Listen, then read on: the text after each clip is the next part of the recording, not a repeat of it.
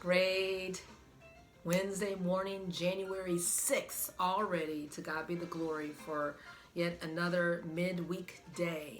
And we're in the 5th chapter of Exodus. And before we get into that, so much has happened overnight. We know that Pastor Rev Vaughn Warnock has won as far as the Senate race in Georgia. We're praying for that young man who's a minister who, from his background, he went into Morehouse as a Pentecostal, right? He had a lot of strictness, but then he left as a Baptist. That's what I read, where he really became passionate for social justice. I read some time ago how, and this was something that I was even familiar with in a different situation, where there was a young man who was a teenager, 17, and he had consensual sex with another teenager, 15. But what happened was that they put the young man, saying that it was rape, and they put him in jail for 10 years. And Warnock fought to get that young man released. Well, it was overturned, but to this day now, that young man is free. This is some of the work that he has done in the past. We're praying for Raphael. We know that he had some issues with his ex-wife. There was some drama. She was from Spelman, and they had the 2 children together. We know that the enemy is really going to be on his heels. So we want to pray for the young man. He's 51 years old in ministry. And another minister we're praying for is Father Flager, with those accusations. Well, this has something to do with Exodus, the 5th chapter, because the stereotype for our people a lot of times, we came from slavery. We came from hard times and afflictions. And a lot of times they say, young black men, they're trifling and they're lazy. And what happened in the 5th chapter of Exodus was the Pharaoh was like, why are you all thinking about going to some festival for 3 days? You all just trying to make an excuse for not working hard. So as a matter of fact, since you all have this time to listen to lies and dawdle, we're going to have it so that you all find the stubble and straw for you all to make bricks.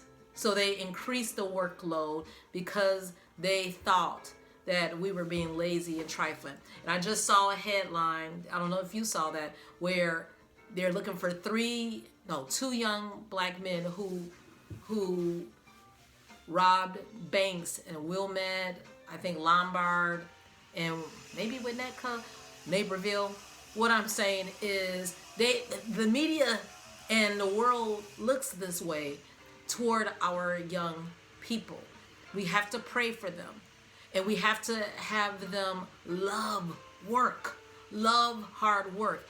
And the Lord will show us how to do that, because otherwise you're going to think that their only resort is to rob, steal, kill, destroy. No, God has plans for them. So in Exodus 5, what do I have to say? Ye are idle, verse 17. No, we're not idle. We're hardworking, and we're training our young people to do great things so that God will be glorified. In Psalm 66:12, that is a verse that talks about our heritage of hard work. It says, we came through the fire, we came through the flood, we went through it, but thou, God, has brought us into a wealthy place. We're in a wealthy place right now. We have so much going for us. Let's not drop the ball. We're going to do great things, and our young people are going to do great things. All right, I'm going to pass it to my son. Go ahead. From Exodus, what chapter was that? 5. From that chapter, I got from that, having a voice of reason, because Pharaoh seemed to be very, irrational and stuff like that. And if he didn't know about anything, he would just like shut it down. So I want to make sure that I'm always having like a voice of reason around me and taking other perspectives. Yes. Having humility. Voice of reason, humility, and being rational. And the way to do that is practice the self-control in the front end. The Lord will increase it so that our young people, the next generation, will have that incremental blessings when they are able to practice that calm, that control, that composure that our forefathers and foremothers had. They have it. And we have to make sure that we pass the baton so that they can daily practice those traits, because God wants to bring them into a wealthy place too. All right, have a wonderful Wednesday. Just knowing that God is our Father and He is taking us through a path so that we can do wonderful things for His glory. Enjoy.